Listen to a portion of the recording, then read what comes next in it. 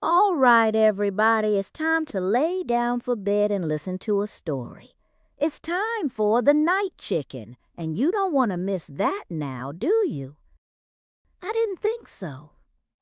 Now, if everybody is ready, let's begin. Children gather close, for the world turns cold, and November brings not just frost, but a quiet kind of change. The battles of October, those sharp skirmishes against the hungry creatures who tried to steal the last of the harvest, had ended, leaving a deep reflective silence across the farm. Inside the cozy garden shed, where the air smelled of dry straw and old apples, Shy the night chicken was preening her sleek black feathers.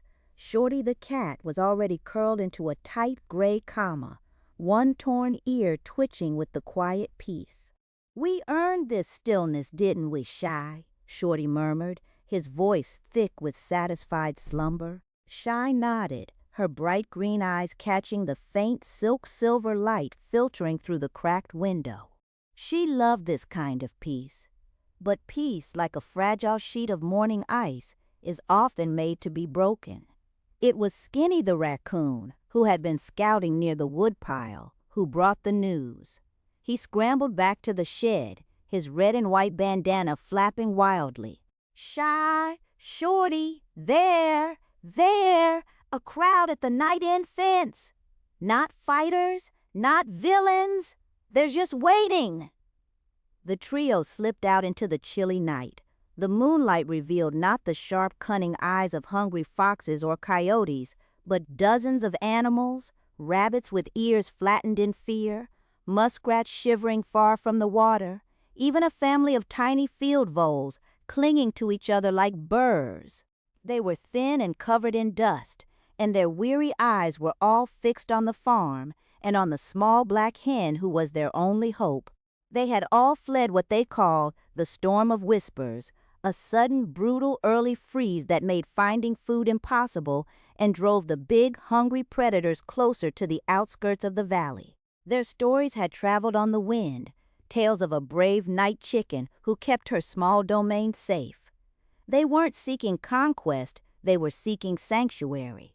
Little Darla the field mouse, always timid, squeaked nervously from the front of the crowd, clutching a tiny acorn cup. "Night chicken," she whispered, her whiskers trembling. "They say you know how to make the night safe. We have nowhere else to hide the little ones."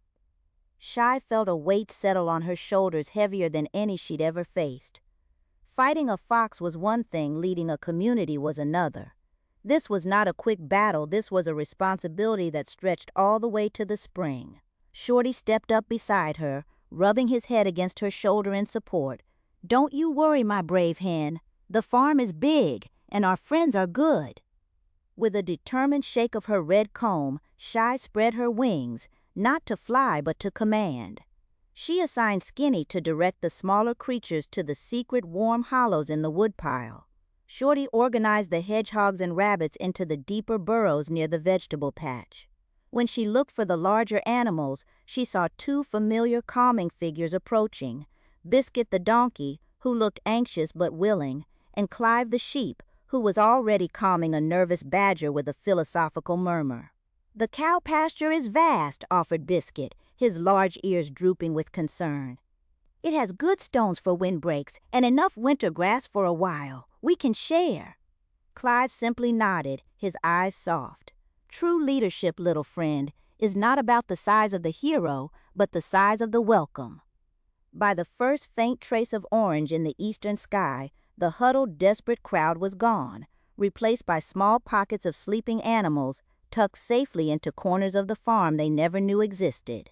Shy stood by the night end fence, watching the first few flakes of snow begin to drift down. She was exhausted, but a new quiet pride warmed her chest. She hadn't defeated a monster tonight, she had simply made a home bigger. And as the tiny crescent moon pendant on her leg gleamed, Shy knew that the year of the night chicken had just entered its most important season. The season of keeping the promise. That's the end of tonight's story, and now comes my favorite part. Let's close our eyes, listen to some soft music, and dream about Shy's next adventure.